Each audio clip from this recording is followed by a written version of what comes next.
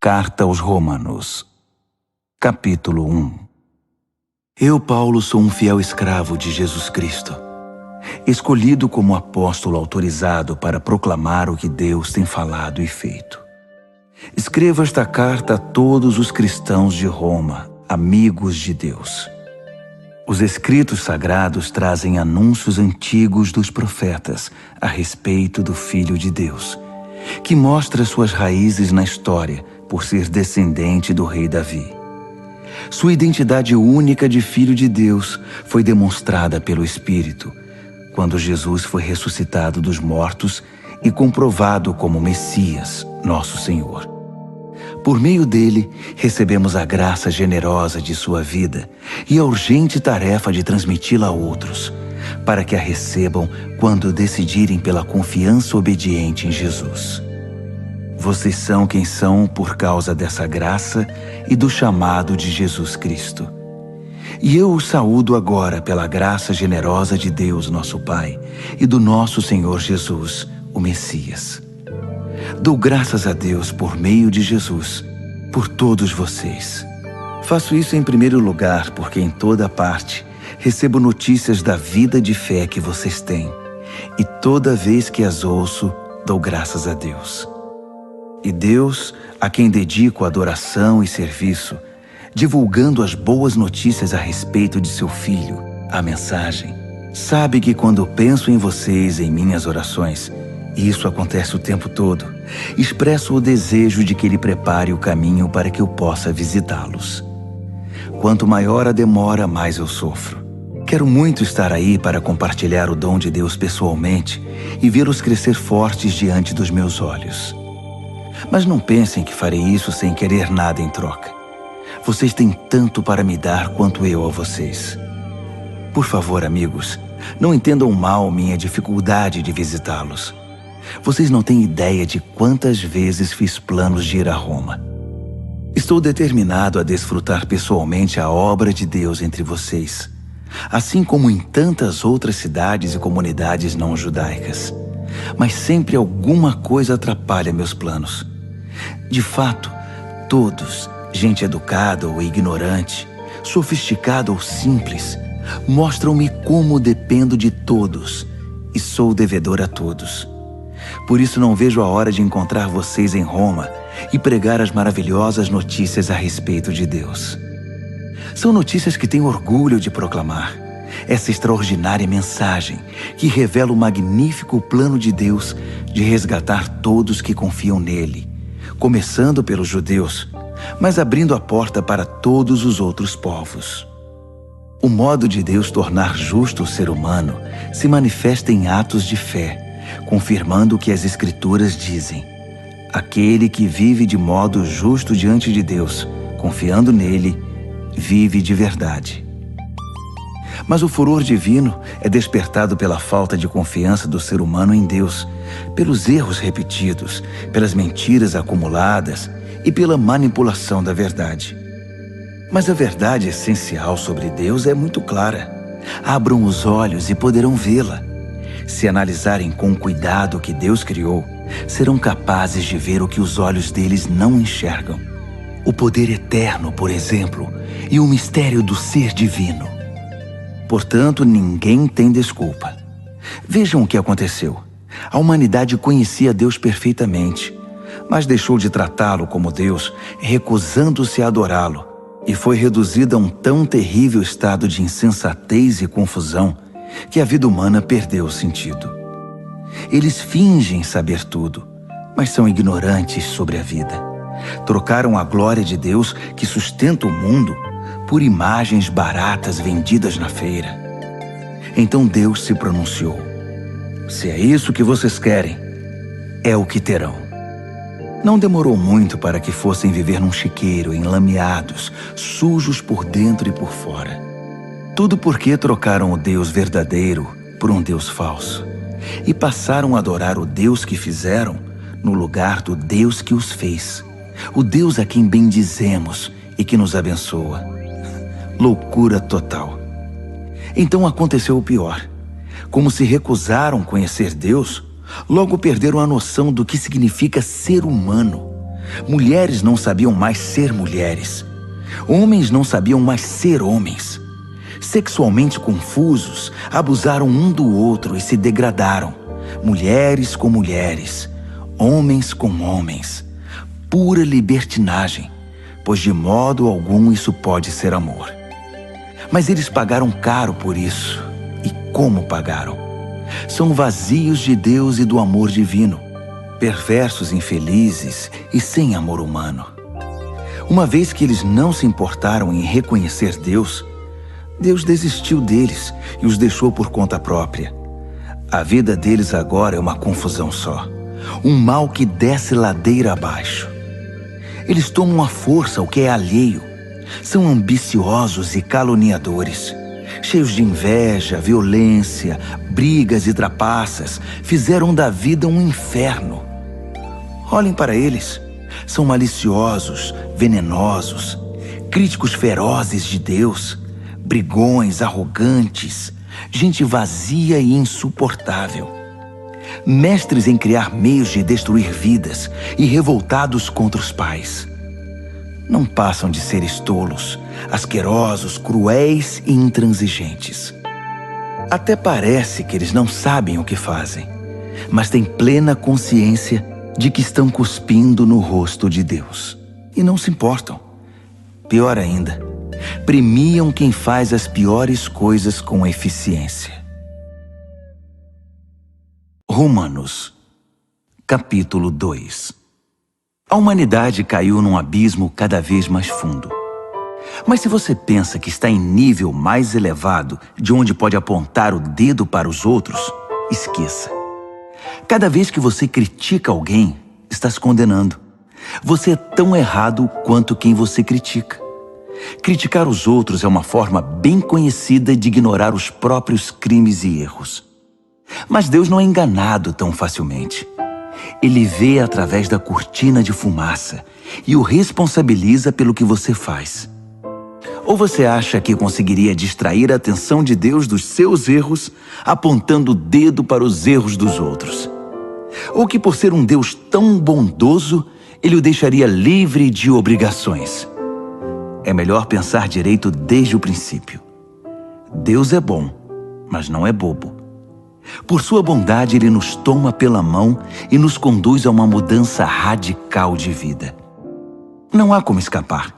Rejeitar Deus ou fugir dele é como jogar lenha na fogueira. Um dia o fogo intenso e alto, o julgamento justo e ardente de Deus, irá queimar tudo. Não se engane, porque no fim todos terão o que merecem. Vida de verdade para quem age do lado de Deus e fogo para quem insiste em viver como bem entende, pela lei do menor esforço. Se você age contra a sua natureza, irá se destruir. Não importa a sua origem, a sua criação ou a sua formação. Mas se você aceitar o jeito de Deus fazer as coisas, a recompensa será maravilhosa. Nesse caso, também não importa a origem ou a formação. Ser judeu não é garantia automática de aprovação. Deus não se orienta pelo que os outros dizem ou pelo que você pensa de você. Ele tem seus critérios. Se você peca sem saber, Deus leva isso em consideração. Mas se você peca de modo consciente, a história é outra. O mero ato de ouvir a lei de Deus é perda de tempo se você não faz o que Ele manda.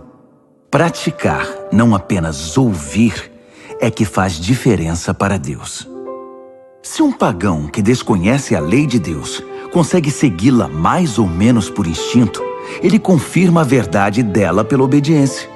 Comprova assim que a lei de Deus não é um elemento estranho imposto de fora para dentro, mas algo que faz parte da própria constituição humana. Existe algo no interior do ser humano que ecoa o sim e o não de Deus, o certo e o errado. A resposta deles ao sim e ao não de Deus será de conhecimento público no dia em que Deus tomar a decisão final a respeito de cada homem e mulher. A mensagem que proclamo por meio de Jesus Cristo leva em consideração todas essas diferenças. Se você foi educado como judeu, não pense que pode descansar em sua religião. orgulhoso de estar por dentro da revelação de Deus, de experimentar as melhores bênçãos de Deus, de estar atualizado com as doutrinas. Tenho um recado especial para você que está seguro disso, que conhece a palavra revelada de Deus e se sente em condições de levar a Deus outros que estão em labirintos escuros e emoções confusas. Você está guiando os outros, mas quem está guiando você? Falo sério. Enquanto você prega, não roube, você rouba? Afinal, quem iria suspeitar de você? A mesma coisa vale para o adultério e para a idolatria. Você consegue se safar de qualquer situação com discursos eloquentes sobre Deus e sua lei. As Escrituras dizem, é por causa de vocês, judeus, que os pagãos são hostis a Deus. O texto denuncia um problema antigo que não irá se resolver. A circuncisão, o ritual no corpo que marca você como judeu, só terá importância se sua vida estiver de acordo com a lei de Deus. Se não estiver, é pior que não ser circuncidado. O oposto também é verdadeiro. Quem não é circuncidado e vive nos caminhos de Deus é tão bom quanto o circuncidado, e até melhor. É melhor guardar a lei de Deus sem ser circuncidado que quebrá-la sendo circuncidado. Entenda isto.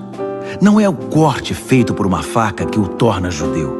Você se torna judeu pelo que você é. A marca de Deus no coração.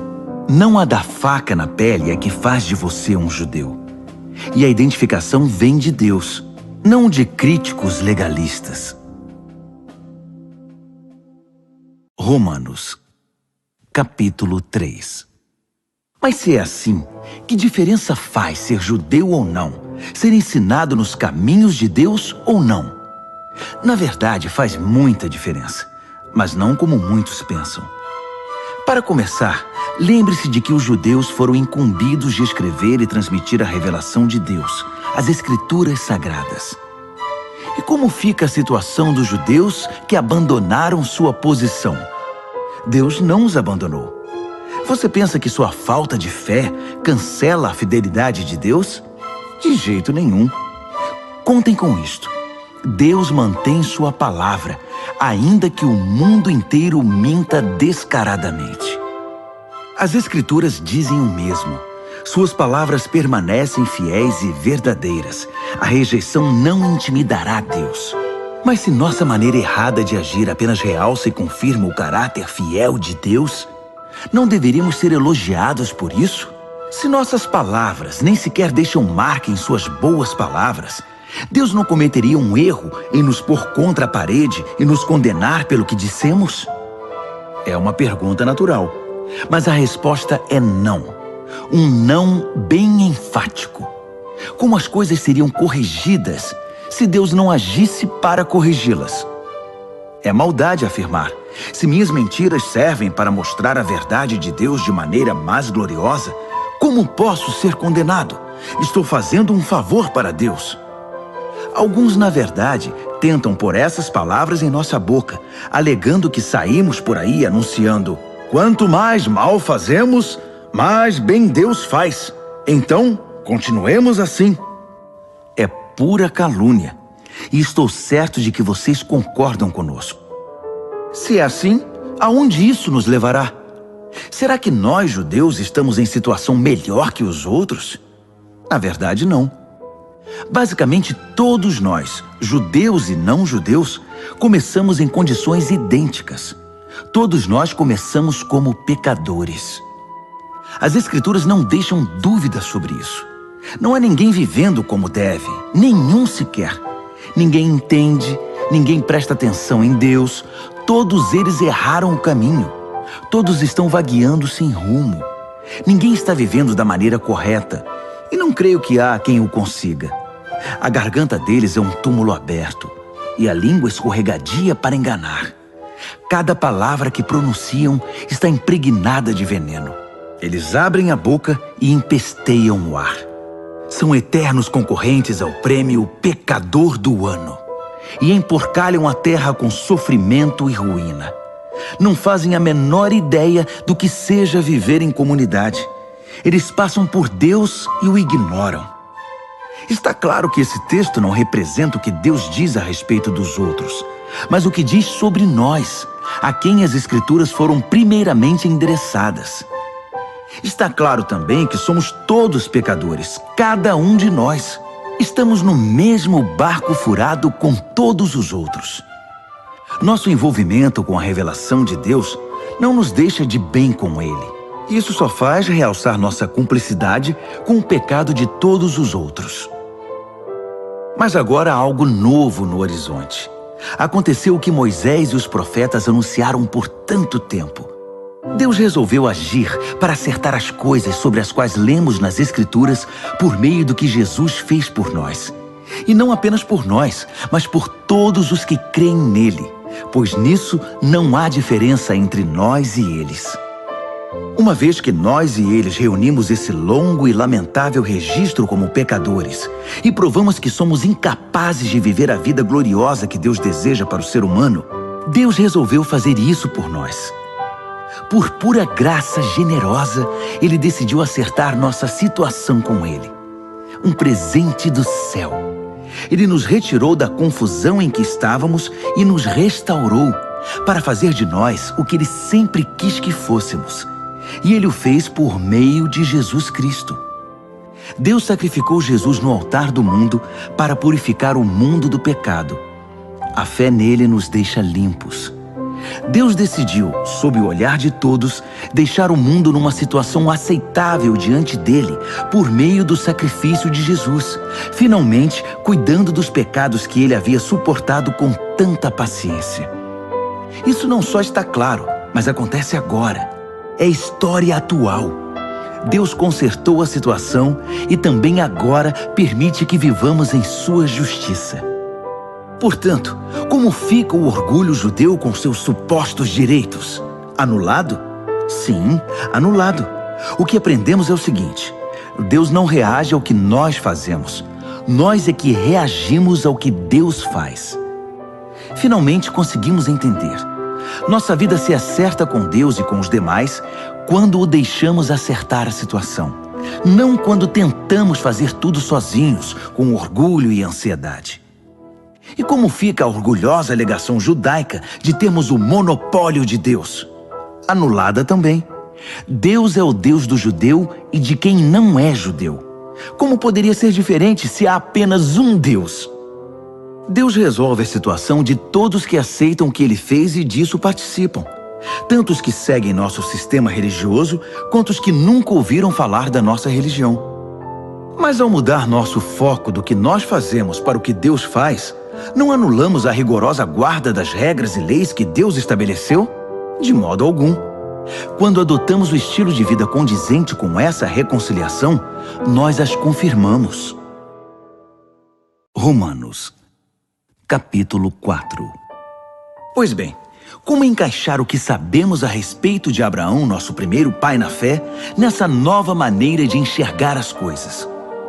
Se Abraão tivesse sido aprovado por Deus pelo que fez, ele poderia ter recebido crédito. Mas o que temos é a história de Deus, não a de Abraão. Assim lemos nas Escrituras.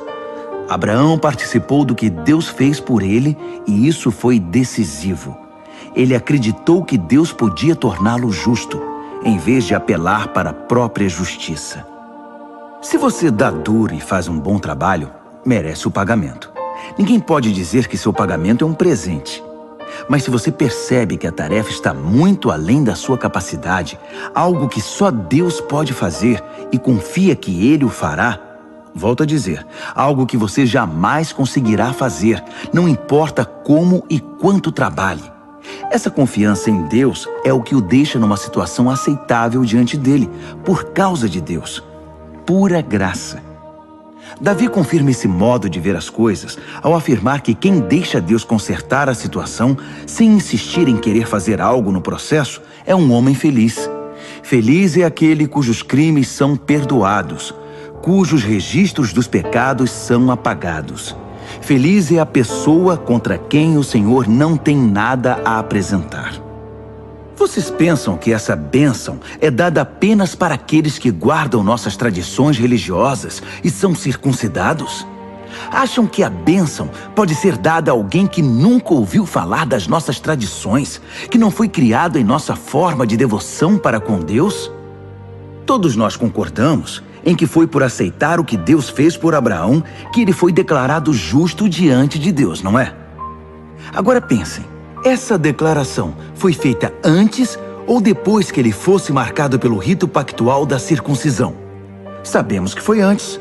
Isso significa que ele se submeteu à circuncisão como evidência e confirmação do que Deus havia feito muito antes de torná-lo plenamente aceitável. Um ato de Deus que ele aceitou de todo o coração.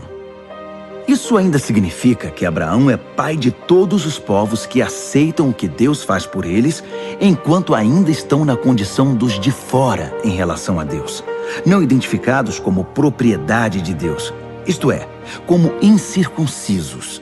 Justamente, os que se encontram nessa condição é que são chamados justificados por Deus e com Deus.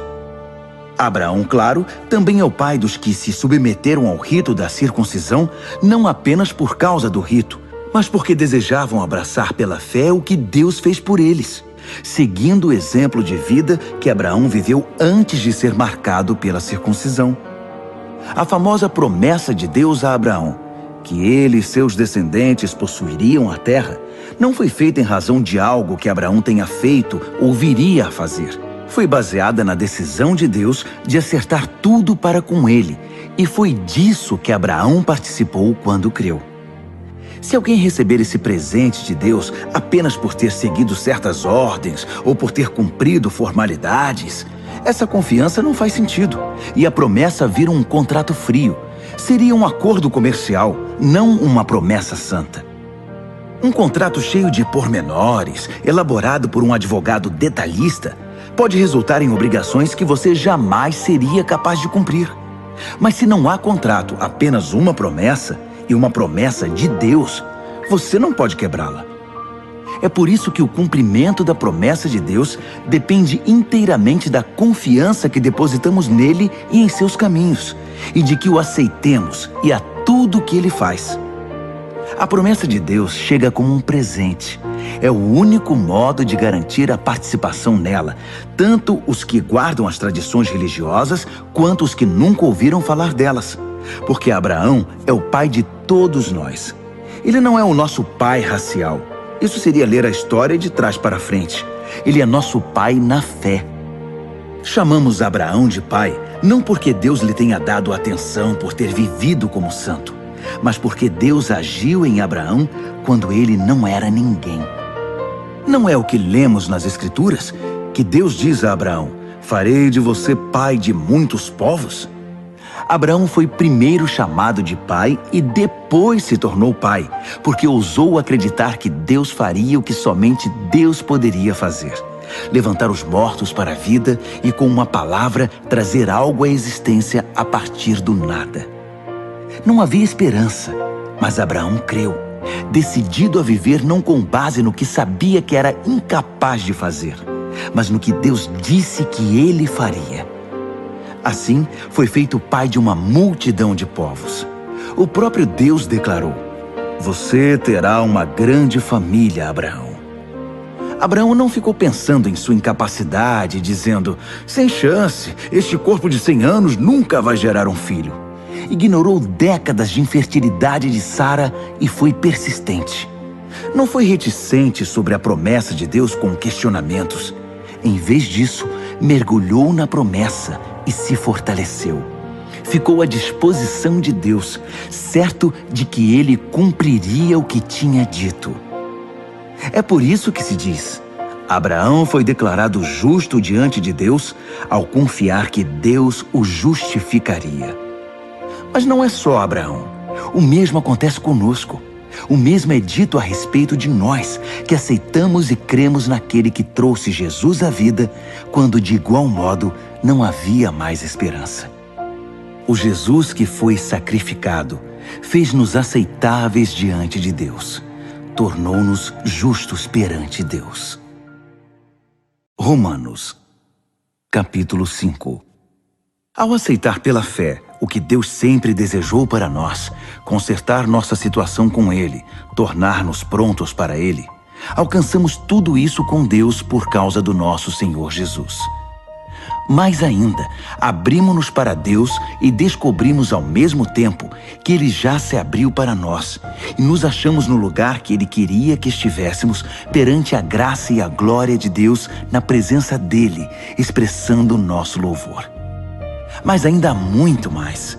Continuamos a expressar nosso louvor, mesmo que estejamos cheios de problemas, porque sabemos que os problemas podem desenvolver em nós paciência. E como a paciência, por sua vez, forja o aço temperado da virtude, mantendo-nos atentos quanto ao que Deus pretende fazer. Desse modo, passamos a ter esperança. Com essa expectativa, jamais nos sentiremos enganados. A verdade é que nem temos como reunir todas as vasilhas necessárias para encher com tudo o que Deus generosamente derrama sobre nossa vida por meio do Espírito Santo. Cristo chegou na hora certa para tornar isso realidade. Ele não esperou que todos estivessem preparados. Apresentou-se disposto ao sacrifício quando ainda éramos fracos e rebeldes demais para fazer alguma coisa por nós mesmos. Mesmo que não fôssemos tão fracos, de qualquer maneira não saberíamos o que fazer. Podemos entender quando alguém morre por uma pessoa digna e como alguém bom e nobre poderia inspirar um sacrifício abnegado. Mas Deus demonstrou quanto nos ama ao oferecer seu Filho em sacrifício por nós, quando ainda éramos tão ingratos e maus para com Ele. Agora que nossa situação com Deus está resolvida por meio dessa morte sacrificial, o perfeito sacrifício de sangue, não há mais razão para estar em oposição a Deus sobre qualquer assunto. Se em nossa pior situação fomos postos em condição favorável diante de Deus pelo sacrifício de seu Filho, agora que estamos nessa situação maravilhosa, apenas imaginem como nossa vida poderá ser plena e gloriosa por meio da vida proporcionada pela ressurreição. Agora que já desfrutamos esta maravilhosa amizade com Deus, não nos contentaremos com meras declarações formais, mas cantaremos louvores a Deus por meio de Jesus, o Messias. Vocês conhecem a história de Adão e de como ele nos lançou no dilema em que estamos. O primeiro pecado, depois a morte. E ninguém ficou isento do pecado ou da morte. Aquele pecado afetou os relacionamentos com Deus em tudo e com todo o mundo. Mas a extensão das consequências negativas não ficou clara até que Deus a explicasse em detalhes a Moisés. Até os que não pecaram como Adão, que desobedeceu a um mandamento específico de Deus, tiveram de experimentar o fim da vida, a separação de Deus. Mas Adão, que nos pôs nessa situação, também aponta para aquele que nos livrará dela. Todavia, o resgate não é proporcional ao pecado que traz morte. Se o pecado de um homem deixa multidões de pessoas no profundo abismo da separação de Deus, imaginem a eficácia do dom de Deus derramado por meio de um homem, Jesus Cristo. Não há comparação entre o pecado que traz morte e esse generoso dom gerador de vida. A sentença pronunciada sobre aquele pecado foi a morte. Mas sobre os muitos pecados que se seguiram, veio a sentença de vida. Se a morte obteve supremacia pelo erro de um homem, imagine o que pode fazer a extraordinária recuperação de vida que agarramos com ambas as mãos. Esse dom de vida extravagante, essa restauração total, providenciados pelo homem Jesus Cristo. Aqui está um resumo de tudo. Assim como uma única pessoa errou e nos deixou todo esse problemão com o pecado e a morte, também uma única pessoa fez o que era certo e nos livrou de tudo isso. Mais que apenas nos livrar do problema, ele nos trouxe para a vida. Um homem disse não a Deus e afundou muita gente no erro. Outro homem disse sim a Deus e consertou tudo o que estava errado. Tudo que a lei contra o pecado conseguiu fazer foi produzir mais gente que desrespeitasse a lei. Mas o pecado não teve nem tem chance de competir contra o perdão poderoso que chamamos graça. Na disputa entre o pecado e a graça vence com facilidade. Tudo que o pecado pode fazer é nos ameaçar com a morte. Já a graça, uma vez que Deus está consertando as coisas por meio do Messias, nos convida à vida. Uma vida que continua para sempre, que jamais terá fim. Romanos, capítulo 6. O que vamos fazer então? Continuar pecando para que Deus continue perdoando? É claro que não. Se já deixamos o país onde o pecado é soberano, como poderemos ainda viver na velha casa que tínhamos lá? Ou vocês não perceberam que abandonamos aquilo tudo para sempre? É o que acontece no batismo. Ao entrar na água, deixamos para trás o velho país do pecado. Quando saímos da água, entramos num novo país, o da graça, uma nova vida numa nova terra. É isso que o batismo nessa vida em Jesus significa. Quando somos mergulhados na água, é como o sepultamento de Jesus. Quando somos levantados da água, é como a ressurreição de Jesus. Erguemo-nos para um mundo cheio da luz do nosso Pai. E assim, podemos ver por onde estamos indo, no novo país da graça soberana. Mais claro que isso, impossível. Nosso velho modo de viver foi pregado na cruz com Cristo, um fim decisivo para aquela vida miserável de pecado. Não estamos mais à mercê do convite do pecado. Cremos que se estamos incluídos na morte de Cristo, que venceu o pecado, estamos incluídos também em sua ressurreição, que nos traz vida. Sabemos que quando Jesus foi levantado dos mortos, isso foi um sinal de que a morte não seria mais o destino final. Nunca mais ela terá a última palavra. Quando Jesus morreu, ele levou o pecado consigo. Agora vivo, ele traz Deus a nós. De agora em diante devemos pensar assim. O pecado fala uma língua morta que nada significa para nós. Deus fala nossa língua materna e entendemos cada palavra. Vocês estão mortos para o pecado e vivos para Deus. Foi o que Jesus fez. Isso significa que vocês devem conduzir a vida de um modo que não deem oportunidade ao pecado. Não deem a ele nenhuma chance. Evitem até as mínimas coisas que estejam ligadas com o antigo modo de viver. Abracem de todo o coração e em tempo integral o modo de Deus agir. Lembrem-se de que vocês foram ressuscitados. O pecado não pode mais ditar as regras da vida de vocês. Afinal, vocês não estão mais vivendo sob a velha tirania. Estão vivendo na liberdade de Deus. Agora, se estamos livres da velha tirania, podemos viver como quisermos? Uma vez que estamos livres na liberdade de Deus, podemos fazer o que nos vier à cabeça? De jeito nenhum. Vocês sabem por experiência própria que certos atos baseados numa suposta liberdade acabam destruindo a liberdade. Ofereçam-se ao pecado, por exemplo, e será o último ato livre de vocês. Mas ofereçam-se aos caminhos de Deus e jamais perderão a verdadeira liberdade. Durante a vida inteira, vocês deixaram o pecado ditar as regras. Mas graças a Deus, vocês começaram a ouvir um novo Senhor, cujas ordens os deixam livres para viver na liberdade dele.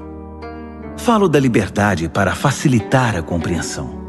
Vocês com certeza se lembram do tempo em que faziam o que queriam, sem se importar com os outros nem com Deus, e a vida só piorava enquanto a liberdade diminuía. Quanta diferença agora! Vocês vivem na liberdade de Deus, com a vida restaurada, crescendo em santidade. Durante todo o tempo em que vocês faziam o que queriam, ignorando Deus, nem se preocupavam em pensar ou viver de modo correto, nem cogitavam fazer pelo menos alguma coisa certa.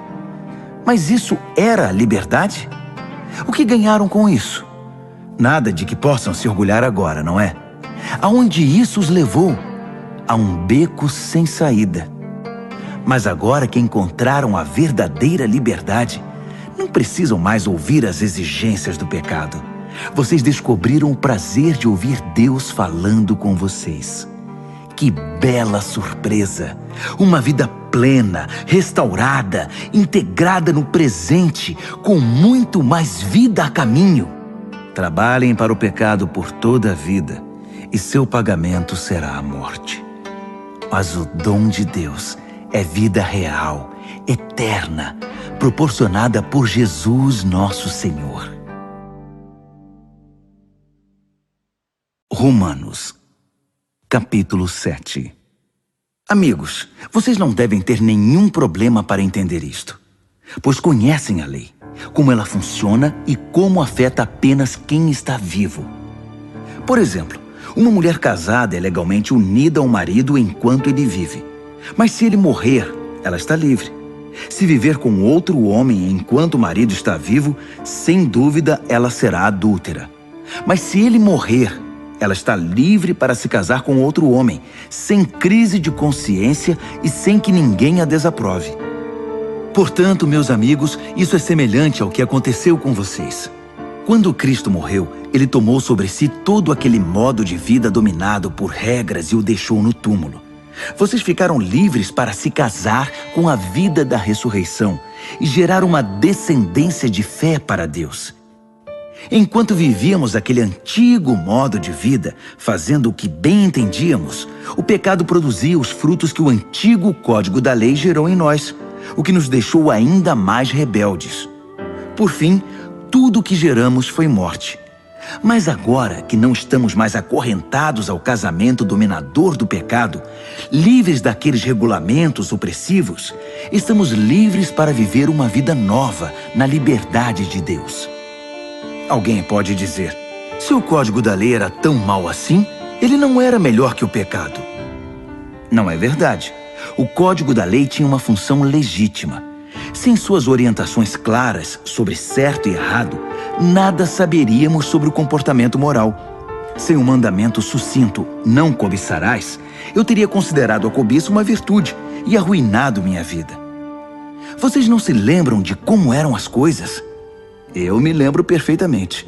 O código da lei começou muito bem, mas acontece que o pecado encontrou uma maneira de perverter o mandamento, transformando-o em tentação, fazendo dele um fruto proibido.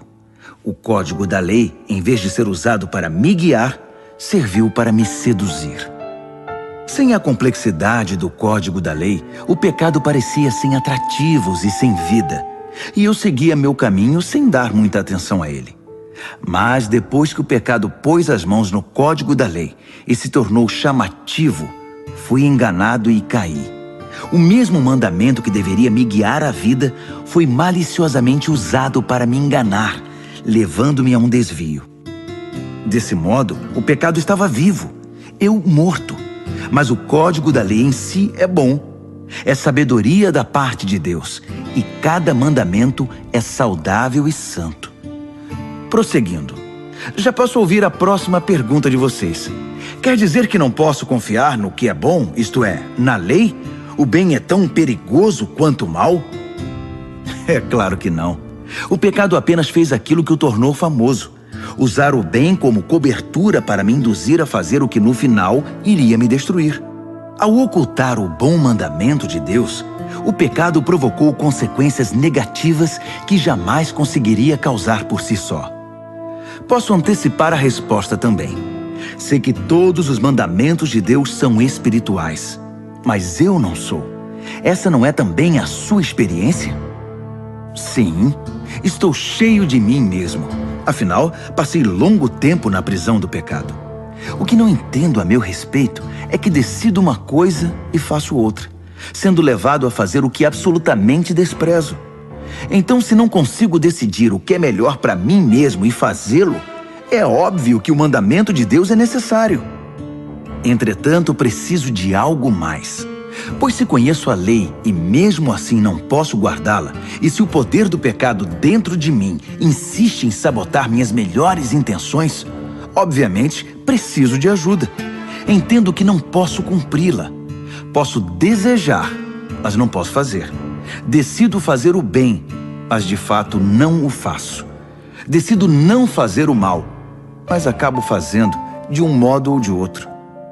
Minhas decisões não resultam em ações.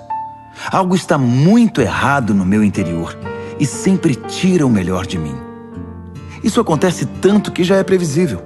No momento em que decido fazer o bem, o pecado está lá para me derrubar. É pura verdade que eu me alegro nos mandamentos de Deus. Mas é óbvio que nem tudo em mim é festa. Partes de mim se rebelam em segredo. E quando menos espero, elas assumem o controle. Já tentei de tudo, mas nada resolve. Já não aguento mais. Não há ninguém que possa me ajudar? Não é essa a verdadeira pergunta? A resposta, graças a Deus, é que Jesus Cristo pode e me ajuda. Ele agiu para consertar as coisas nesta vida de contradições com a qual quero servir a Deus de todo o coração e mente, mas sou puxado pela influência do pecado e acabo fazendo algo que não desejo.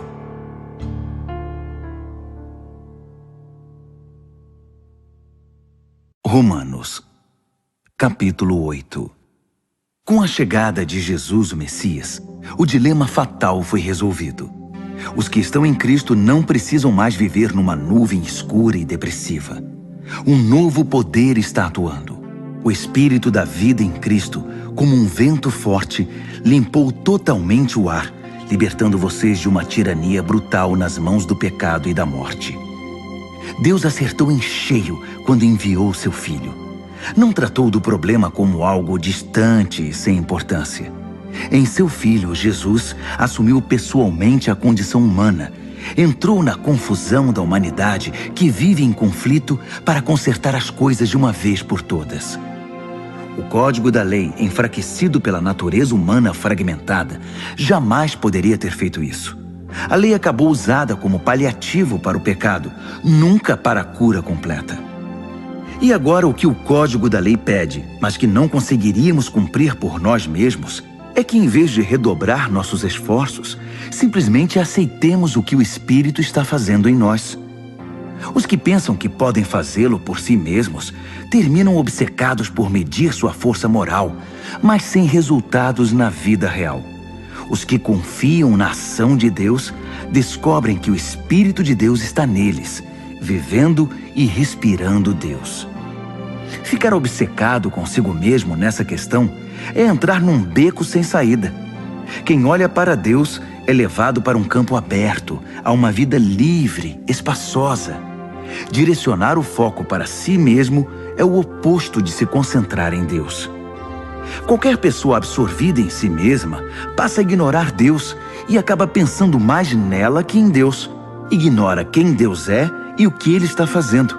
E Deus não gosta de ser ignorado. Mas se o próprio Deus está em vocês, dificilmente irão pensar mais em vocês mesmos que nele.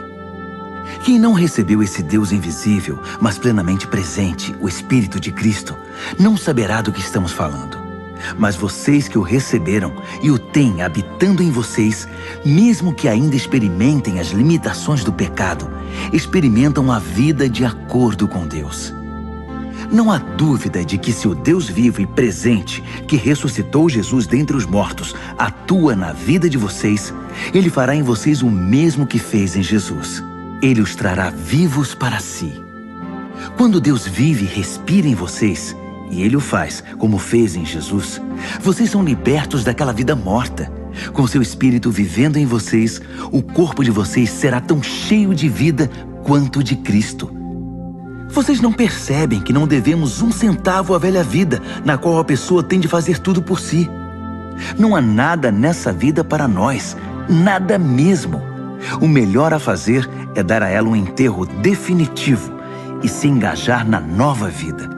O Espírito de Deus nos chama. Há muito o que fazer e lugares para conhecer.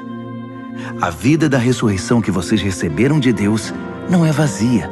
Nela há uma constante expectativa de aventura que sempre pergunta para Deus: e agora, Pai, o que vamos fazer? Como as crianças fazem. O Espírito de Deus entra em contato com o nosso espírito e confirma a nossa identidade. Sabemos quem Ele é e sabemos quem somos, Pai e filhos. Sabemos também que vamos receber o que está por vir, uma herança inacreditável. Iremos passar pelo que Cristo passou. Se enfrentamos momentos difíceis com Ele, então é certo que com Ele passaremos momentos inesquecíveis. Não penso que seja possível fazer uma só comparação entre os tempos difíceis de hoje e os bons tempos que virão. O mundo criado quase não se contém esperando pelo que vem a seguir. Tudo na criação sofre restrições. Deus a controla até que todas as criaturas estejam prontas e possam ser libertadas para os tempos gloriosos que virão. Enquanto isso, a alegria aumenta com a expectativa. Tudo ao nosso redor observa uma criação grávida. Os tempos difíceis de dor neste mundo são apenas dores de parto. Mas isso não é apenas ao nosso redor, é também dentro de nós. O Espírito de Deus está nos impulsionando por dentro. Nós também sentimos as dores de parto. Nosso corpo estéril e sem vida deseja a libertação plena. É por isso que esperar não nos diminui, assim como a espera não diminui a gestante. Na verdade, é uma espera que nos faz sentir grandiosos. Naturalmente não vemos o que nos causa isso, mas quanto mais esperamos, mais nos sentimos assim, e mais alegre se torna a nossa expectativa. Se em algum momento nos cansamos de esperar, o Espírito de Deus está ao nosso lado, nos dando aquela força. Se não sabemos como orar, não importa. Ele ora em nós e por nós, utilizando nossos suspiros sem palavras, nossos gemidos de dor. Ele nos conhece melhor que nós mesmos, conhece nossa condição de gravidez e nos mantém na presença de Deus. Assim, podemos ter certeza de que cada detalhe em nossa vida de amor a Deus é transformado em algo muito bom. Deus sempre soube o que estava fazendo. Ele decidiu desde o princípio moldar a vida daqueles que o amam pelos mesmos padrões da vida do Filho, pois o Filho é o primeiro da fila, na humanidade que ele restaurou. Nele, vemos a vida humana em sua forma original. Depois de decidir como seus filhos deveriam ser, Deus continuou convidando as pessoas, chamando-as pelo nome. Em seguida, ele as firmou numa sólida base, nele mesmo. Após ter feito tudo isso, ele permanece com essas pessoas até o fim, concluindo gloriosamente o que havia iniciado. Então, o que acham? Deus está ao nosso lado, assumiu nossa condição e se expôs ao pior quando enviou o próprio Filho. Haveria alguma coisa que ele não faria por nós de modo espontâneo e feliz? Quem ousaria implicar com os escolhidos de Deus, arrumando briga com ele? Quem ousaria ao menos apontar um dedo? Aquele que morreu por nós e por nós foi ressuscitado para a vida, está na presença de Deus nesse exato momento, intercedendo por nós. Acham que alguém será capaz de levantar uma barreira entre nós e o amor de Cristo por nós? Não há como. Nem problemas, nem tempos difíceis, nem ódio, nem fome, nem desamparo, nem ameaças de poderosos, nem punhaladas nas costas, nem mesmo os piores pecados listados nas Escrituras. Eles nos matam a sangue frio porque odeiam a ti. Somos vítimas fáceis. Eles nos pegam um a um. Nada disso nos intimida, porque Jesus nos ama. Estou convencido de que nada, vivo ou morto, angelical ou demoníaco, atual ou futuro, alto ou baixo, pensável ou impensável, absolutamente nada pode se intrometer entre nós e o amor de Deus, quando vemos o modo com que Jesus, nosso Senhor, nos acolheu. Romanos, capítulo 9. Ao mesmo tempo, vocês precisam saber que todo o tempo carrego comigo uma imensa tristeza, uma dor profunda dentro de mim, e nunca me livro dela. Não estou exagerando. Cristo e o Espírito Santo são minhas testemunhas. São os israelitas. Se houvesse um jeito de eu ser amaldiçoado pelo Messias para que eles fossem abençoados por ele, eu o faria sem hesitar. Eles são minha família, cresci com eles. Eles tinham tudo: família, glória, reuniões, revelações, adoração, promessas. Sem falar que são povo de onde veio o Messias, o Cristo, que é Deus sobre tudo, sempre. Amém. Mas não pensem que a palavra de Deus tenha falhado em algum ponto. O problema é antigo. Para começar, nem todos os israelitas fisicamente são israelitas espiritualmente. Não foi a linhagem de Abraão que trouxe essa identidade, e sim a promessa de Deus. Lembram-se do que foi dito: sua família será considerada por Isaque? Isso significa que a identidade israelita nunca foi determinada fisicamente, por transmissão genética, mas por Deus, pela promessa. Lembram-se da promessa? Quando eu voltar no próximo ano por esta época, Sara terá um filho. E não foi a única vez. Também foi feita uma promessa para Rebeca, muito além da genética. Quando ficou grávida do nosso antepassado Isaque e esperava os gêmeos ainda inocentes, incapazes de fazer bem ou mal, ela recebeu uma confirmação especial da parte de Deus. Na ocasião, Deus mostrou que seu propósito não é algo que dependa do que fazemos ou deixamos de fazer, e sim determinado por sua decisão, vindo diretamente de sua iniciativa. Deus disse a Rebeca: o primeiro a nascer dos gêmeos ocupará o segundo lugar. Mais tarde, a situação deu origem à dura frase: eu amei Jacó, mas rejeitei Esaú. Será que com isso podemos dizer que Deus é injusto? Vamos devagar.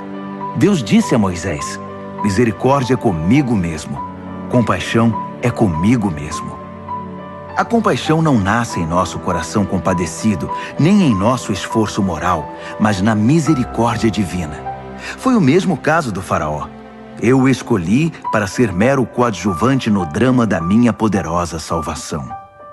Tudo o que estamos dizendo é que Deus tem a primeira palavra, iniciando a ação, na qual fazemos nossa parte para o bem ou para o mal. Então você pergunta: como pode Deus nos culpar por qualquer coisa se Ele está no controle de tudo? Se as grandes decisões já foram tomadas, que temos nós com isso? Calma.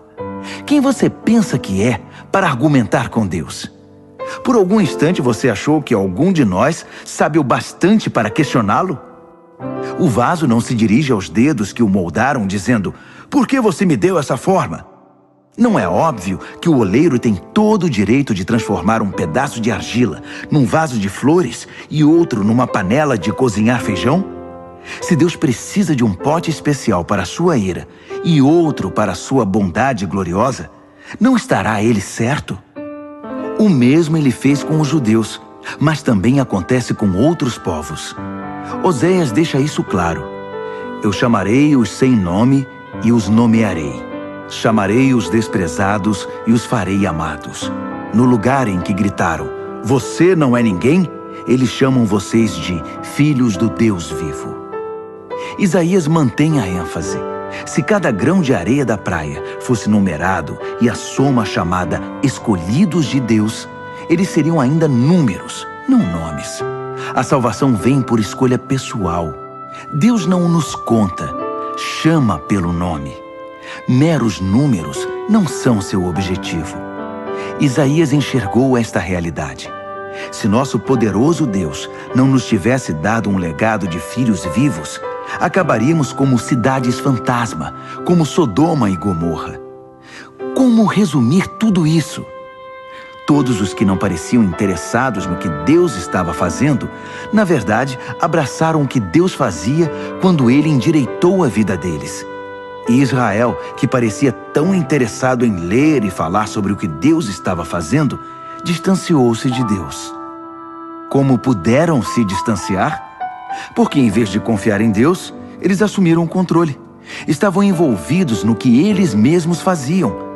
Tão envolvidos nos seus projetos de Deus, que não perceberam Deus à sua frente, como uma pedra no meio da estrada. Então tropeçaram nele e continuaram caindo. E Isaías, de novo, junta tudo isso numa metáfora. Cuidado, pus uma pedra enorme no caminho para o Monte Sião, uma pedra que você não pode contornar. Mas eu sou a pedra. Se você me procura, me encontrará a caminho, não obstruindo o caminho. Romanos, capítulo 10. Acreditem em mim, amigos. Para Israel desejo o melhor. Salvação, nada menos que isso. É o que desejo de todo o coração e em todo tempo oro a Deus por isso. Sei que os judeus são muito dedicados a Deus, mas estão fazendo tudo ao contrário. Não parecem entender que esse acerto da condição humana, que é a salvação, é obra de Deus, e muito bem sucedida. Eles montam suas lojas de salvação ao longo da rua e apregoam sua mercadoria. Após todos esses anos de recusa em se relacionar com Deus, nos termos dele, insistindo em fazer tudo à sua maneira, eles nada conseguiram como resultado. A revelação anterior tinha a intenção de nos deixar preparados para o Messias, apenas isso. Ele então iria consertar a situação dos que crescem nele. Moisés escreveu que quem insiste em usar o código da lei para viver de maneira correta diante de Deus, logo descobre que não é tão fácil. Cada detalhe da vida é minuciosamente regulamentado. Mas confiar em Deus para moldar a vida correta em nós é uma história diferente. Não se trata de uma escalada perigosa até os céus ou de uma perigosa descida ao abismo para trazer de lá o Messias. Então, o que exatamente Moisés estava dizendo? A palavra que salva está bem aqui, tão próxima quanto a língua da boca, tão próxima quanto o coração do peito. É a palavra da fé, que aceita que Deus trabalhe e acerte as coisas para nós. Essa é a essência da nossa pregação. Diga a Deus as palavras de boas-vindas. Jesus é meu Senhor. Receba de corpo e alma a obra de Deus, seu agir em nós, como no ato de ressuscitar Jesus. É isso. Você não está fazendo nada. Está simplesmente pedindo ajuda a Deus e confiando nele para que ele o faça. Salvação é isso. Com todo o seu ser, você aceita o agir de Deus para consertar a situação e pode dizer em alto e bom som: Deus acertou tudo entre mim e ele. As Escrituras garantem: ninguém que confie em Deus de todo o coração irá se arrepender disso. Isso não mudou. Não importa qual seja o antecedente religioso de alguém. O mesmo Deus é por todos nós, agindo do mesmo modo, com incrível generosidade para com todos os que buscam sua ajuda. Todo aquele que clamar, socorro Deus, alcançará ajuda. Mas como o povo pedirá ajuda se não sabe em quem confiar? E como saberão em quem confiar se nunca ouviram falar do único que é digno de confiança? E como poderão ouvir se ninguém contar a vocês? E como alguém contará a vocês, a não ser que alguém o envie? É por isso que as Escrituras exclamam: uma visão de tirar o fôlego, uma imensa multidão anunciando a todos as coisas maravilhosas de Deus.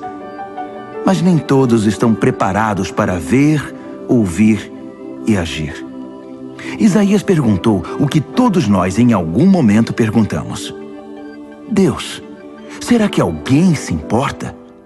Será que alguém está ouvindo ou acreditando numa única palavra de tudo isso? A questão é a seguinte: antes de crer, você tem de ouvir. E a não ser que a palavra de Cristo seja pregada, não há nada para ouvir. Mas não são inúmeras as oportunidades que Israel tem de ouvir e entender o que está acontecendo? Inúmeras, eu disse. As vozes dos pregadores se foram pelo mundo, sua mensagem pelos 7 mares da terra. Então, a grande pergunta é: por que Israel não entendeu que não tinha espaço nessa mensagem? Moisés acertou quando predisse: quando vir Deus alcançar todos aqueles a quem você considera inferiores, estranhos, você irá morrer de inveja. Quando vir Deus alcançar os povos que você considera ignorantes espirituais, você vai ficar furioso. Isaías ousa pronunciar as seguintes palavras de Deus: povos me encontraram e me receberam. povos que nunca haviam me procurado. E eu encontrei e recebi povos que nunca antes haviam perguntado a meu respeito. Então ele conclui com uma acusação. Dia após dia, chamei Israel de braços abertos, e para minha tristeza, não vi resposta a não ser puro desdém. Romanos, capítulo 11. Será que isso significa que Deus está tão farto de Israel que não quer mais nada com eles? É claro que não. Lembrem-se de que quem escreve estas coisas é um israelita, um descendente de Abraão, da tribo de Benjamim. Mais judeu, impossível. Não estamos, portanto, falando de rejeição. Deus está muito envolvido com Israel. Investiu demais nesse povo para desistir agora. Elias, angustiado por causa desse mesmo Israel, clamou em oração. Deus, eles mataram teus profetas, destruíram teus altares. Só eu sobrevivi e agora eles estão atrás de mim. Lembram-se da resposta de Deus? Eu ainda tenho 7.000 que não desistiram. 7.000 que são leais até o fim. É a mesma coisa hoje. Ainda há uma minoria fiel e atuante. Talvez não muitos. Provavelmente mais do que vocês pensam.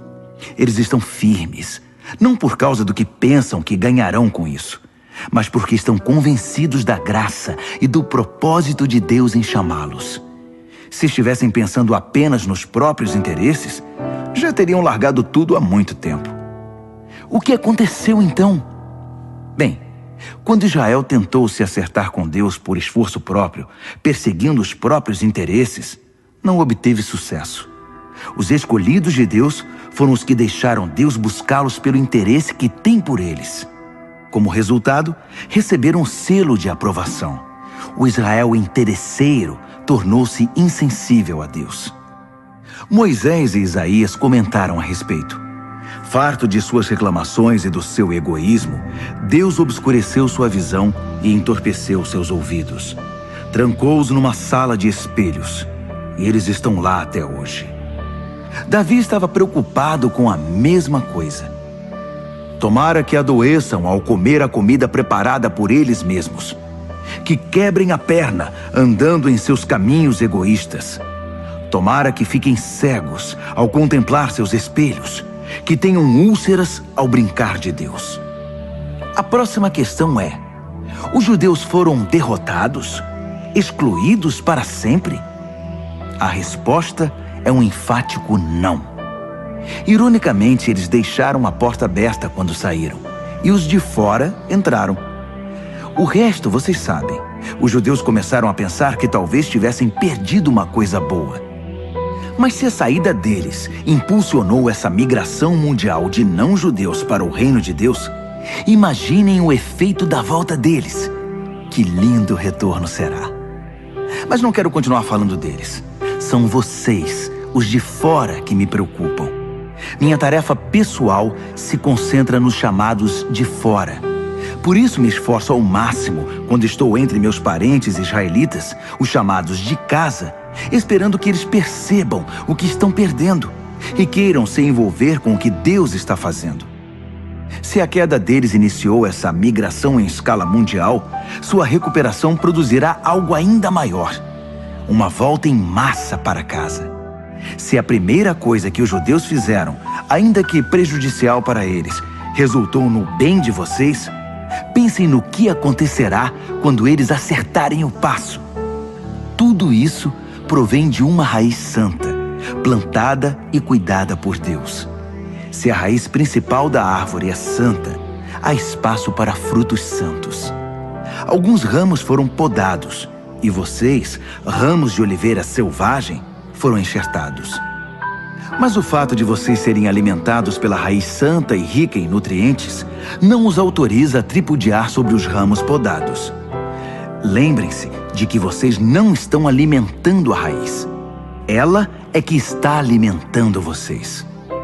Assim é possível dizer: outros ramos foram podados para que eu pudesse ser enxertado. Muito bem, mas eles foram podados porque eram dispensáveis. não mais ligados pela fé e pelo compromisso com a raiz. A única razão pela qual vocês estão na árvore é porque o enxerto de vocês pegou quando creram e porque vocês estão ligados à raiz que nutre a fé. Por isso, não fiquem vaidosos. Sejam humildes e prontos em relação à raiz que os mantém verdes e vivos. Agora, se Deus não pensou 2 vezes para podar os ramos naturais, por que hesitaria em cortar vocês? Ele o faria sem vacilar. Fiquem atentos ao amor bondoso e à terrível severidade que coexistem em Deus. Misericórdia zero para os ramos mortos. Bondade total para os enxertados. Mas não considerem só a bondade. No momento em que virar ramo morto, vocês serão cortados. E não se sintam superiores aos ramos podados que caíram ao chão. Se eles saírem do estado de morte, poderão muito bem ser enxertados outra vez. Deus pode fazer isso. Ele é capaz de enxertos milagrosos. Porque se ele pôde enxertar vocês, ramos cortados de uma árvore qualquer, numa das árvores do pomar, ele não terá dificuldade de enxertar de volta na árvore de origem ramos que cresceram nela. Alegrem-se por estar na árvore e esperem o melhor para os outros. Quero ser o mais claro possível, amigos. O assunto é complicado.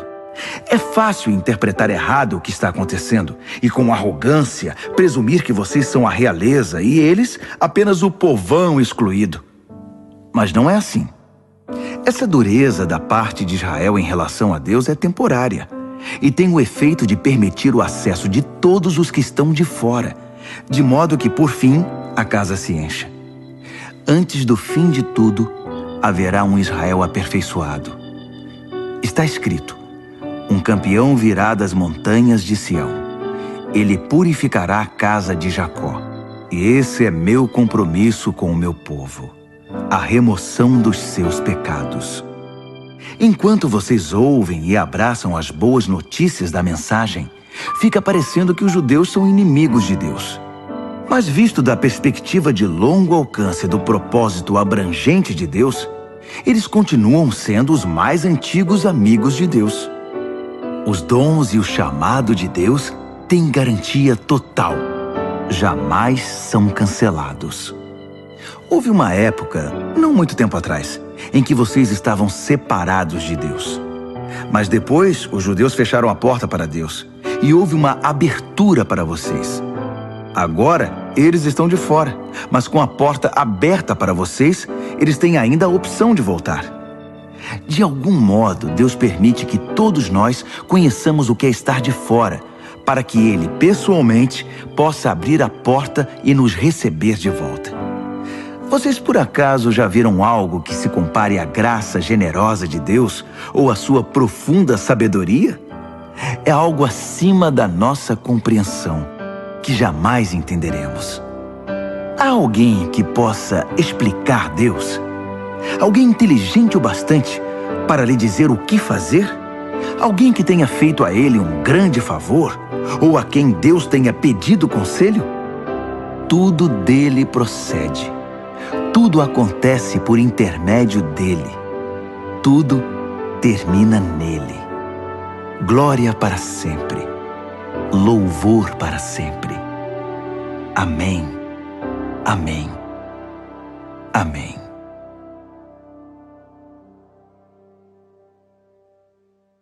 Romanos, capítulo 12. Portanto, com a ajuda de Deus, quero que vocês façam o seguinte: entreguem a vida cotidiana, dormir, comer, trabalhar, passear, a Deus, como se fosse uma oferta. Receber o que Deus fez por vocês é o melhor que podem fazer por Ele. Não se ajustem demais à sua cultura, a ponto de não poderem pensar mais. Em vez disso, concentrem a atenção em Deus. Vocês serão mudados de dentro para fora. Descubram o que Ele quer de vocês e tratem de atendê-lo. Diferentemente da cultura dominante, que sempre os arrasta para baixo ao nível da imaturidade, Deus extrai o melhor de vocês e desenvolve em vocês uma verdadeira maturidade. Ao escrever para vocês, Sinto profunda gratidão por tudo que Deus me deu, especialmente pela responsabilidade que tenho por vocês. Vivendo assim, como cada um de vocês em pura graça, é importante que não tenham um conceito errado de vocês mesmos, achando que têm alguma bondade para apresentar a Deus. Não, é Deus quem concede tudo a vocês. O único modo de nos entendermos é pelo que Deus é e pelo que Ele faz por nós, não pelo que somos e fazemos por Ele. Assim, somos como as várias partes do corpo humano. Cada parte tem seu significado no corpo, visto como um todo, mas não o contrário. O corpo de que estamos falando é o corpo formado pelas pessoas escolhidas por Cristo. Cada um de nós encontra significado e função como parte desse corpo. Não podemos ser como um dedo decepado que não tem valor. Então, desde que estejamos ligados às outras partes constituídas de maneira genial e funcionando maravilhosamente no corpo de Cristo, sejamos o que fomos feitos para ser, sem inveja ou sentimento de superioridade sobre os outros, sem tentar ser algo que não somos. Se você prega, limite-se a pregar a mensagem de Deus. Se você ajuda, apenas ajude. Não tente assumir o comando. Se você ensina, apegue-se ao ensino. Se você tem a capacidade de encorajar, tome cuidado para não se tornar autoritário. Se você recebeu alguma posição de responsabilidade, não manipule.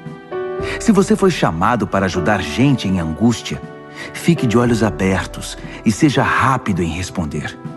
Se você trabalha com os desamparados, não se permita ficar irritado ou deprimido por causa deles. Mantenha o sorriso. Amem de verdade, não de maneira fingida. Evitem o mal ao máximo. Apeguem-se ao bem como puderem. Sejam bons amigos que amam profundamente. Não procurem estar em evidência. Não se deixem esgotar. Mantenham-se animados e dispostos. Sejam servos vigilantes do Senhor, com uma expectativa alegre. Não desistam em tempos difíceis, mas orem com fervor.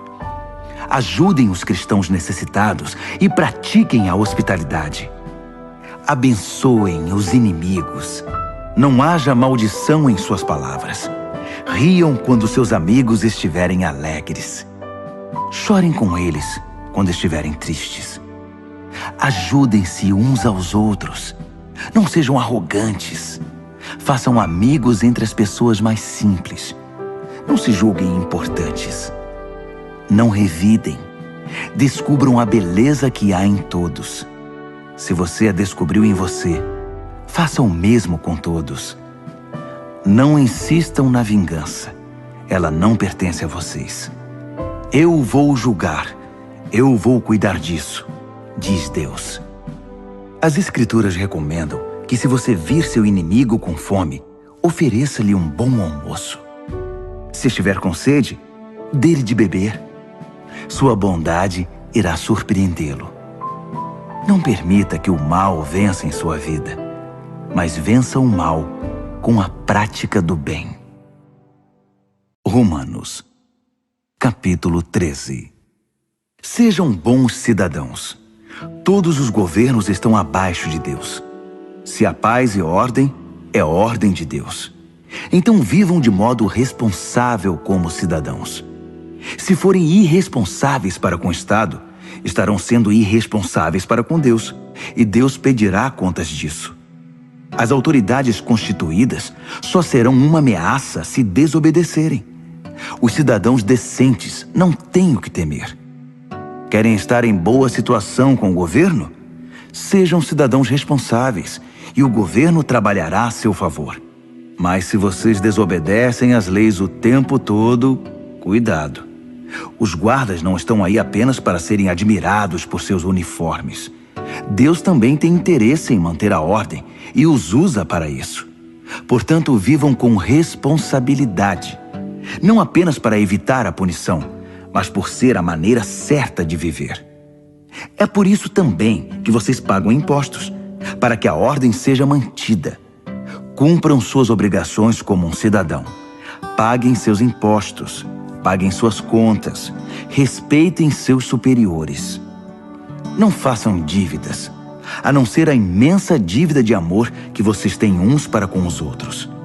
Quando vocês amam uns aos outros, estão cumprindo a lei, o código da lei. Não durma com uma pessoa casada, não tire a vida de ninguém, não pegue o que não é seu, não fique o tempo todo desejando o que você não tem. E todos os outros nãos que você pensar se resume nisto. Ame o próximo como a você mesmo. Você não faz nada errado quando ama o próximo. Adicione tudo ao código da lei e a soma total sempre dará amor. Mas cuidem para não serem absorvidos pelas obrigações diárias a ponto de perderem tempo e se distraírem de Deus. A noite está quase acabando. O dia vai raiar. Estejam atentos ao que Deus está fazendo. Ele está dando os últimos retoques na obra de salvação que começou quando cremos. Não podemos desperdiçar as preciosas horas do dia em futilidades, preguiça, distração, brigas e disputas. Saiam da cama e vistam-se. Não desperdicem o tempo, nem se demorem esperando até o último minuto. Revistam-se de Cristo e estejam preparados. Romanos, capítulo 14. Recebam de braços abertos os irmãos que não veem as coisas como vocês. Não os atropelem toda vez que eles fizerem ou falarem algo com o qual vocês não concordam, mesmo quando parecer que eles são fortes nas opiniões, mas fracos na fé. Tratem-nos com gentileza.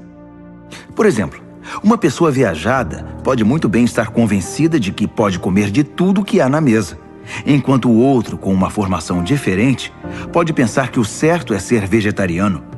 Mas como ambos são convidados à mesa de Cristo, não seria desagradável se um começasse a criticar o que o outro comeu ou deixou de comer?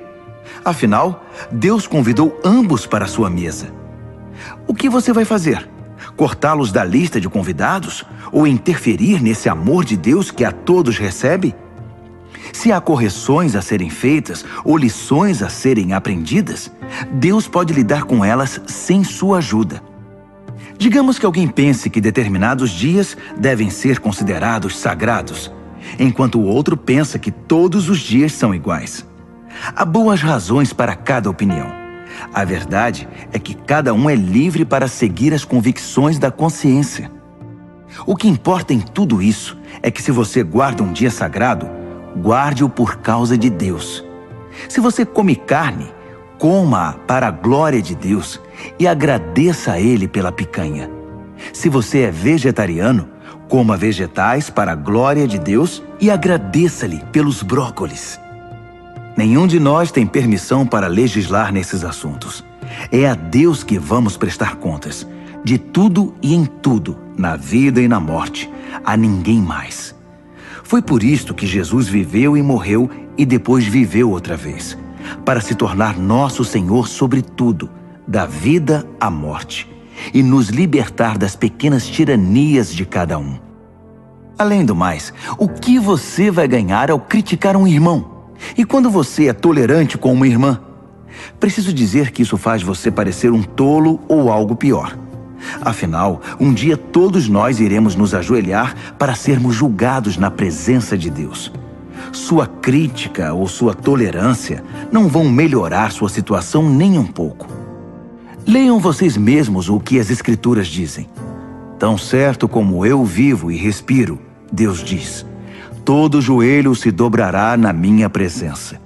Toda língua dirá a pura verdade, que eu, e somente eu, sou Deus. Portanto, parem de se preocupar indevidamente com os outros. Você já tem bastante com o que se preocupar, cuidando da própria vida diante de Deus. Deixem de lado a atitude de querer decidir o que é certo para o outro. Preocupem-se em não se intrometer na vida dos outros, tornando a vida mais difícil do que já é. Estou convencido, Jesus me convenceu, de que tudo é santo em si mesmo. Nós, pelas nossas atitudes ou palavras, é que podemos contaminar as coisas. Se vocês confundem os outros, fazendo do que as pessoas comem um campo de batalha, Já perderam aquela amizade, aquele amor. Lembrem-se de que foi por essas pessoas que Cristo morreu. Vocês vão arriscar mandá-las para o inferno por causa de uma dieta? Não ousem fazer que a comida abençoada por Deus se torne um meio de envenenar a alma. O reino de Deus não tem a ver com o que vai para o estômago. Entendam isso. Tem a ver com o que Deus faz com sua vida quando Ele a conserta e completa sua obra com alegria. Nossa tarefa é servir a Cristo com sinceridade. Façam isso e irão matar 2 coelhos com uma única cajadada. Agradar a Deus mais que a vocês e mostrar seu valor para todo mundo. Assim, estaremos empregando nosso esforço na boa convivência fraterna. Ajudem-se mutuamente com palavras de ânimo. Não ponham seu irmão lá embaixo, apontando os defeitos dele. Não permitam que uma discussão a respeito do que é ou não é servido num jantar destrua a obra de Deus entre vocês. Já disse e repito, toda comida é boa, mas pode se tornar má se vocês a usarem mal, fazendo que os outros tropecem e caiam. Quando vocês se sentarem para comer, a preocupação principal não deve ser alimentar-se, mas compartilhar a vida de Jesus. Portanto, sejam sensíveis e educados com os outros que estão à mesa. Não comam, façam ou falem nada que interfira na livre troca de amor cristão. Cultivem o relacionamento com Deus, mas não o imponham aos outros. Vocês serão felizes se seu comportamento e sua fé forem coerentes. Mas se não estão seguros, se percebem que estão agindo de modo incoerente com o que creem, às vezes tentando impor sua opinião ou apenas agradar, vocês estão errados. Se seu modo de viver não condiz com o que vocês creem, então está errado. Romanos, capítulo 15. Aqueles de nós que forem mais fortes e capazes na fé têm o dever de ajudar os que são vacilantes. Não devem fazer apenas o que for conveniente. Se temos força é para servir, não para ganhar prestígio. Cada um de nós precisa se preocupar com o bem-estar alheio, sempre perguntando: como posso ajudar? Foi o que Jesus fez. Ele não facilitou as coisas para si mesmo, evitando os problemas alheios, mas sempre estava disposto a ajudar. Assuma os problemas dos problemáticos. Assim as Escrituras apresentam a questão. Ainda que isso tenha sido registrado nas Escrituras há muito tempo, estejam certos de que foi escrito para nós. Deus quer que o seu chamado firme e permanente, combinado com o conselho caloroso e pessoal das Escrituras, venham a nos caracterizar, mantendo-nos alerta para o que Ele vier a fazer. Que o nosso Deus fiel, imutável, pessoal e caloroso desenvolva a maturidade em vocês, de modo que possam estar um ao lado do outro, assim como Jesus se põe ao lado de cada um de nós. Então seremos um coral. Não apenas nossa voz, mas nossa vida cantará um hino maravilhoso, em perfeita harmonia ao Deus e Pai do nosso Senhor Jesus Cristo. Portanto, estendam a mão e acolham uns aos outros para a glória de Deus. Jesus fez. Agora é a vez de vocês. Sendo fiel aos propósitos de Deus, Jesus estendeu a mão aos judeus de maneira especial, de modo que as velhas promessas feitas aos antepassados se tornassem verdadeiras para eles. Como resultado, os não-judeus foram alcançados pela misericórdia e agora podem demonstrar gratidão a Deus. Pensem em todos os textos das Escrituras que se cumprem no que fazemos. Por exemplo, então vou reunir os que são de fora no cântico de um hino. Vou cantar ao seu nome. E esta: vocês, os de fora e os de dentro, alegrem-se juntos. E outra vez: povos de todas as nações, celebrem a Deus. Todas as cores e raças, deem louvor sincero. E a palavra de Isaías: eis a raiz do nosso antepassado Jessé, progredindo na terra e tornando-se uma grande árvore. alta o bastante para que todos em toda parte a vejam e tenham esperança. Que o Deus da esperança viva encha vocês de alegria e paz, para que a vida de vocês se encha da energia vivificante do Espírito Santo e transborde de esperança. Pessoalmente, estou bastante satisfeito com o que vocês são e com o que estão fazendo. Parecem bem orientados e bastante motivados, capazes de guiar e orientar uns aos outros. Então, queridos amigos, não tomem minha linguagem ousada e dura como crítica. Não estou criticando, apenas destacando quanto preciso da ajuda de vocês para levar adiante esta tarefa específica que Deus me deu, esta obra evangélica e sacerdotal de servir às necessidades espirituais dos não-judeus, para que eles possam ser apresentados como oferta aceitável a Deus e se tornem íntegros e santos pelo Espírito Santo de Deus. Olhando para o que já foi feito e o que tenho observado, devo dizer que estou muito satisfeito. No contexto de Jesus, eu diria até orgulhoso, mas apenas nesse contexto. Não tenho interesse em dar a vocês um relato pormenorizado das minhas aventuras.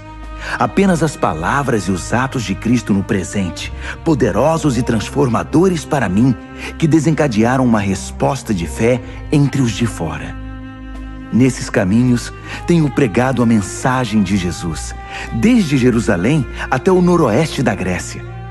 Tenho tido o cuidado de levar a mensagem apenas aos lugares nos quais Jesus ainda não é conhecido e adorado, seguindo o que está escrito: aqueles a quem nunca se falou a respeito dele, estes irão vê-lo. Os que nunca ouviram falar dele, estes receberão a mensagem. É por isso que estou demorando tanto para visitar vocês. Mas agora que não há mais trabalho pioneiro a ser feito nessas regiões, e como há muitos anos desejo ir vê-los, estou finalmente planejando minha visita. Vou para a Espanha, e então espero passar por aí e desfrutar a companhia de vocês até que, em tempo oportuno, me enviem com a bênção de Deus. Mas primeiro vou a Jerusalém entregar a oferta de auxílio aos seguidores de Jesus que vivem ali. Os gregos, em todo o caminho dos macedônios no norte até os da Acaia no sul, decidiram fazer uma coleta para os cristãos pobres de Jerusalém. Fizeram isso com prazer, mas também era obrigação deles. Percebendo que usufruíam os dons espirituais que generosamente vinham da comunidade de Jerusalém, era o dever deles aliviar aquela pobreza. Tão logo eu entregue pessoalmente a cesta de frutos, parto para a Espanha, fazendo uma parada em Roma para ver vocês. Minha esperança é que essa minha visita se torne uma grande bênção de Cristo. Queridos amigos, tenho um pedido. Orem por mim. Orem fervorosamente comigo e por mim. A Deus o Pai, pelo poder do nosso Senhor Jesus e pelo amor do Espírito, para que eu seja liberto da cova dos leões dos descrentes na Judéia. Orem também para que minha oferta de auxílio aos cristãos de Jerusalém seja aceita no mesmo espírito em que foi recolhida. Assim, querendo Deus, irei até vocês com um coração leve e ansioso pelo consolo da companhia de vocês. O Deus da paz seja com todos vocês. Amém. Romanos, capítulo 16. Recebam bem nossa amiga Febe, que está a serviço do Senhor com a hospitalidade pela qual nós cristãos somos conhecidos. De todo o coração eu a recomendo, bem como sua obra. Ela é uma representante central da igreja de Cencreia. Ajudem-na em tudo o que ela pedir. Febe merece tudo o que fizerem por ela, pois já ajudou muita gente, até mesmo a mim. Saúdem Priscila e Áquila, que têm trabalhado lado a lado comigo servindo Jesus. Eles arriscaram a vida por minha causa, e não sou o único que é agradecido a eles. Todos os grupos de cristãos não-judeus também devem muito a esse casal, para não falar da igreja que se reúne na casa deles. Saúdem meu querido amigo Epêneto.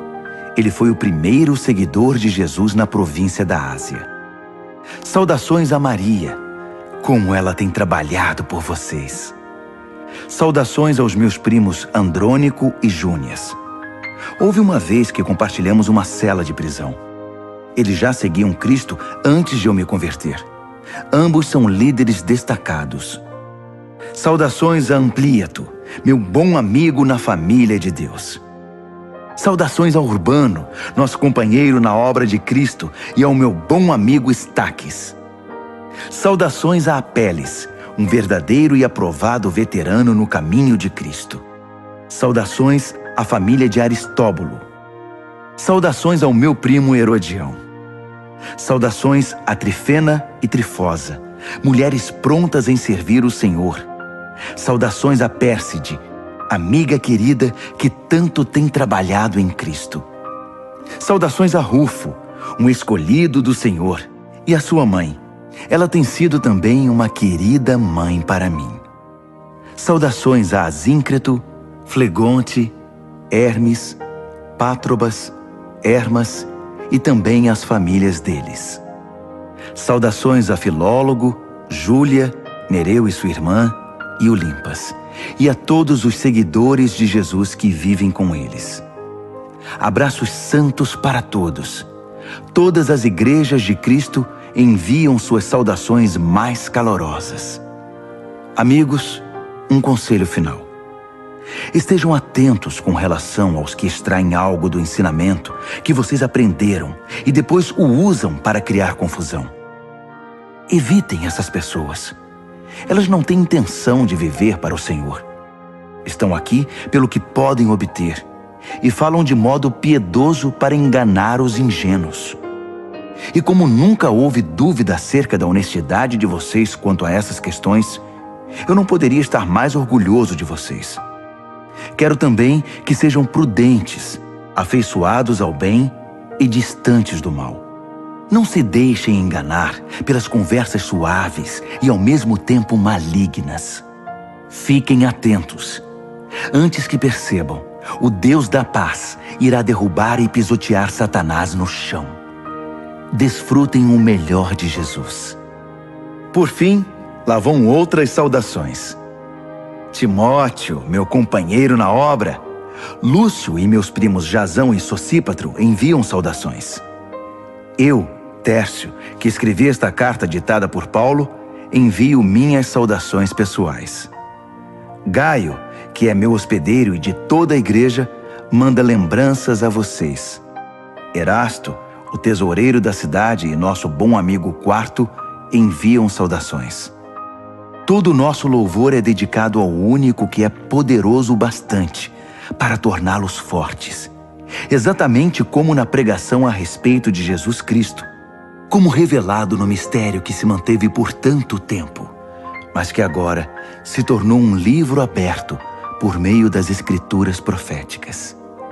Todas as nações do mundo podem agora conhecer a verdade e ser conduzidas à fé obediente, cumprindo as ordens de Deus, que fez tudo, do início até a última letra. Todo o nosso louvor é dirigido, por meio de Jesus, a esse Deus incomparavelmente sábio. Amém.